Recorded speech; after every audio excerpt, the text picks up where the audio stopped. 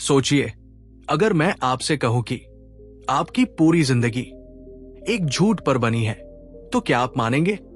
थोड़ा रुकिए, जल्दी जवाब मत दीजिए। बस अपने बचपन को याद कीजिए, जब आपने पहली बार सुना था, बेटा अच्छे से पढ़ो वरना जिंदगी खराब हो जाएगी। याद आया? फिर क्या कहा गया था? अच्छे मार्क्स लाओ, अच्छा कॉलेज मिलेगा, फिर अच्छी जॉब और लाइफ सेट। अब मैं आपसे एक सीधा सवाल पूछता हूं, क्या सच में लाइफ सेट हुई, या आप अभी भी स्ट्रगल कर रहे हो? हर महीने काम, सैलरी और फिर वही स्ट्रेस, और दिल के अंदर एक अजीब सा सवाल, यार क्या यही लाइफ है? अब इमेजिन करो, एक छोटा सा लड़का लगभग 9 साल का, वो भी यही सवाल पूछ रहा था, मैं अमीर क्यों नहीं हूं? और वो अपने दोस्त के साथ बैठकर प्लान बना रहा था, चलो खुद ही पैसा बनाते हैं। अब यहां एक इंटरेस्टिंग बात है, उस टाइम आज की तरह प्लास्टिक टूथपेस्ट नहीं होती थी। टूथपेस्ट मेटल ट्यूब्स में आती थी और उस मेटल में थोड़ा लीड होता था। तो इन दोनों बच्चों को लगा, अगर हम इस मेटल को निकालकर पिघला दें तो हम अपने खुद के कॉइन्स बना सकते हैं। हाँ, सुनने में अजीब लगता है, लेकिन उस उम्र में उन्हें यही सही लगा, क्योंकि उन्हें यह नहीं पता था कि पैसा बनता कैसे है, काम कैसे करता है।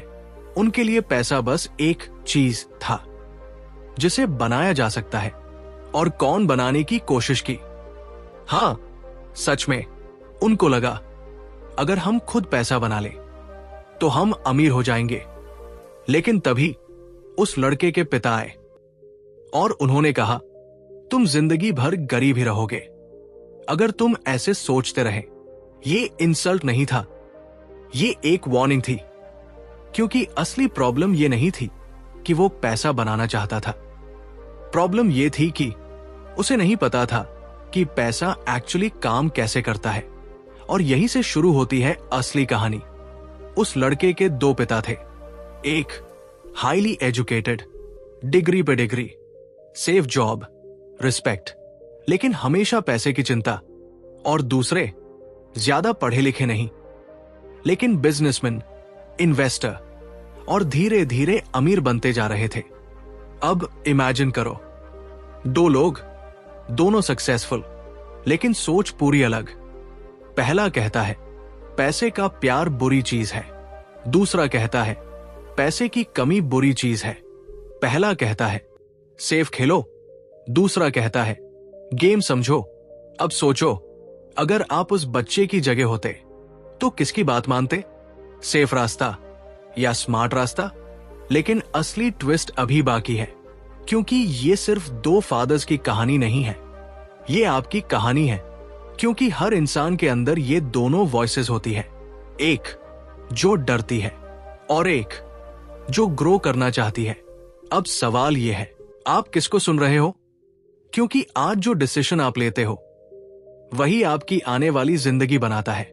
और अगर आपने आज भी वही पुराना रास्ता चुना तो 10 साल बाद आप वही खड़े होंगे जहां आज हो। लेकिन अगर आपने आज गेम समझ लिया तो सब कुछ बदल सकता है। और वो गेम क्या है, वो हम अगले चैप्टर में समझेंगे। चैप्टर 2, रैट रेस, वो इनविजिबल जेल जिसमें आप अभी भी बंद हो सकते हैं। अब जरा सच सच बताइए, आप सुबह क्यों उठते हैं? अलार्म बजता है, आप उठते हैं, काम पर जाते हैं, लेकिन क्यों? बिल्स भरने के लिए।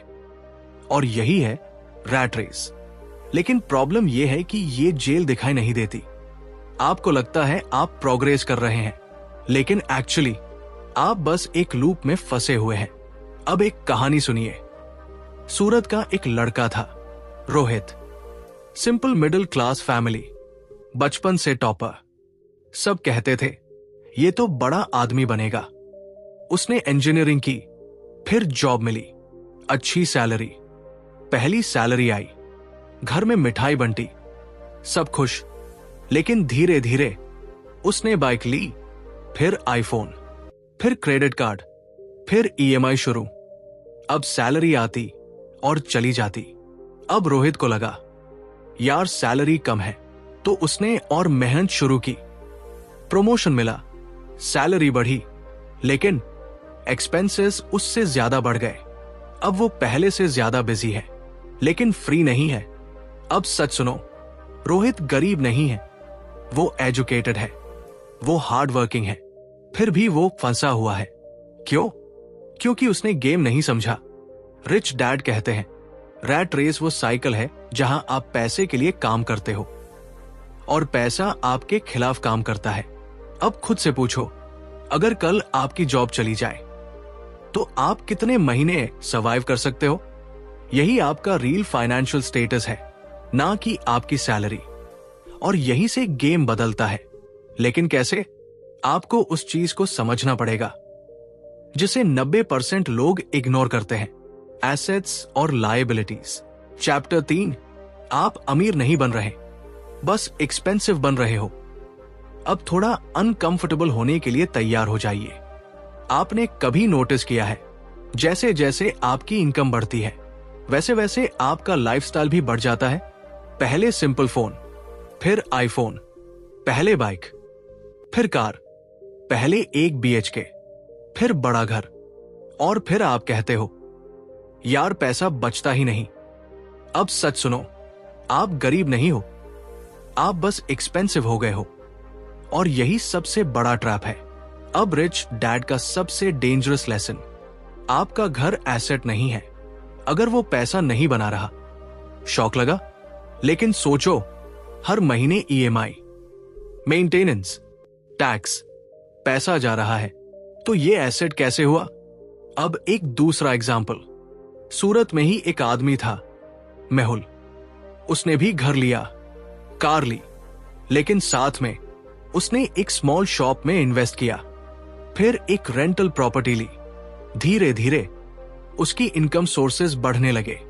अब डिफरेंस देखो, Rohit salary dependent, Mehul multiple income sources.